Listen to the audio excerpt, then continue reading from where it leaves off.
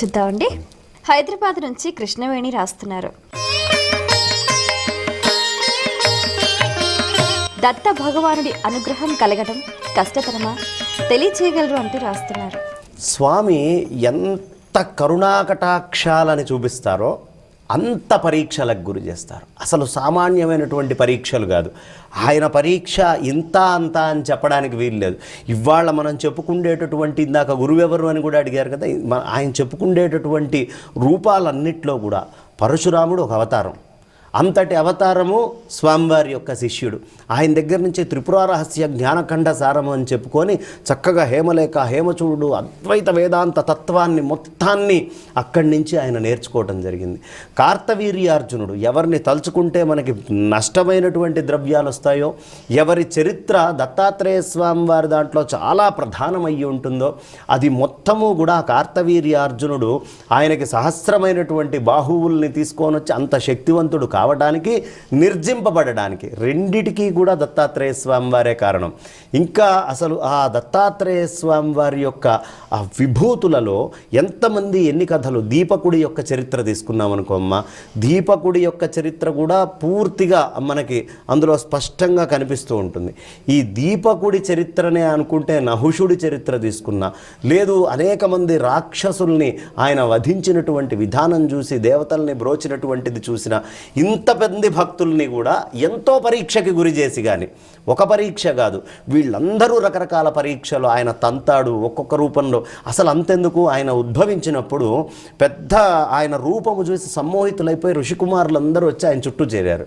ఇది చూసినటువంటి ఆయన అసలు వీళ్ళు ఎంత మోహితమయ్యారు, నాలో తత్వాన్ని ఏం దర్శించారు, పరీక్ష చేద్దామని ఆయన ఏం చేశారు, మెల్లిగా ఒకసారి వెళ్ళిపోయి అలా ఆ నీళ్లల్లో మడుగులోకి వెళ్ళిపోయారు.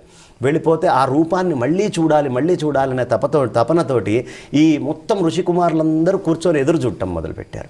అక్కడ ఎదురు చూస్తూ ఉన్నారు. ఎంతసేపటికి స్వామి బయటికి రాడే, అలా లోపలే కూర్చొన్నాడు. 100 సంవత్సరాలు గడిచింది. 100 సంవత్సరాలు వీళ్ళని పరీక్షించాడు. ఈ 100 సంవత్సరాలు నిరీక్షించలేక కొంతమంది వెళ్ళిపోయారు. కానీ చాలా మటుకు అక్కడే ఓపిక్గా కూర్చొని, కృతయుగం నాటి మాట మనం చెప్పుకుంటోంది కాబట్టి అప్పుడు 100 సంవత్సరాలు అంటే పెద్ద లెక్క కాదు, వేల సంవత్సరాల జీవితంలో ఒక 100 సంవత్సరాలు. వాళ్ళు అలా కూర్చొని ఎదురు చూసి కొంతమంది వెళ్ళిపోయి కొంతమంది ఉన్నారు. ఈ ఉన్న కొంతమందిని కూడా ఆయన మళ్ళీ వెంటనే 100 సంవత్సరాలు ఆగాడు కదా అని వెంటనే బ్రోయలేదు. ఆయన ఏం చేశాడు, చక్కగా పైకి లేచొచ్చి వీళ్ళని పరీక్ష చేయాలని ఒక చేతిలో అమ్మాయిని పెట్టుకొని కూర్చున్నాడు, ఇంకో చేతిలో మధ్యపాత్ర పెట్టుకున్నాడు. చిచి, ఈయన కంటే కూడా మనకి ఆవు మాంసం తినేటటువంటి వాళ్ళు నయ్యం, ఇంత దుర్వ్యసనాలతోటి ఉన్నవాడి కోసమా 100 ఏళ్ళు మనం కూర్చుందని కొంతమంది వెళ్ళిపోయారు. ఆ మిగిలిన కొంతమంది దాన్ని కూడా లీలగా చూస్తూ, ఆ రూపాన్ని అలా చూస్తూ సంభ్రమాశ్చర్యాలతోటి అలా ఉండిపోయారు. వెంటనే వాళ్ళందరినీ కూడా ఆయన అనుగ్రహించాడు. ఆయన అంత తొందరగా దొరకరు.